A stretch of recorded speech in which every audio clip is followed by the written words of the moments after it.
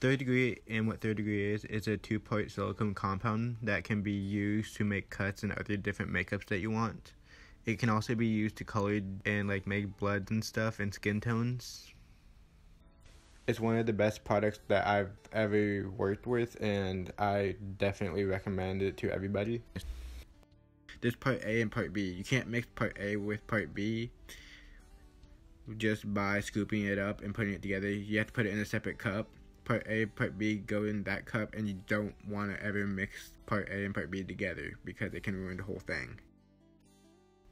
We're going to start off by putting part A into the other cup, and we're going to put part B into the same cup we put part A in. And notice how I did 2 different spatulas to scoop A and B out. It's because, like I said, you don't want to scoop them out with the same spatula.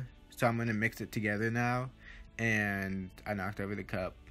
So I'm going to put foundation into the silicone, and sometimes it doesn't mix really well, but other times you will find it mixes easier.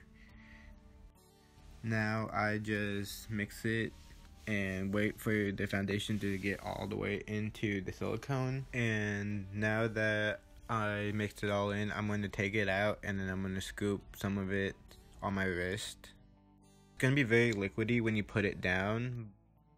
It will harden. It just takes a few minutes to harden. Okay, next we're going to cut out the wound and sculpt it with the 3rd degree silicone. If you're wondering where I get all my products from, they are linked down below where you can buy them. Also, don't forget to subscribe, leave a like, and comment something down below. After that, we're going to use translucent powder to powder the wound so it's not all shiny. You can find the translucent powder I use in the description down below. And then we're going to use the mirror on bruise wheel to paint the inside of the wound. Okay, we're going to paint the inside of the wound red, smudge the red all over. Then we're going to put bruising on the outside, then put some blood on it, and then once you're done with that, you have your wound.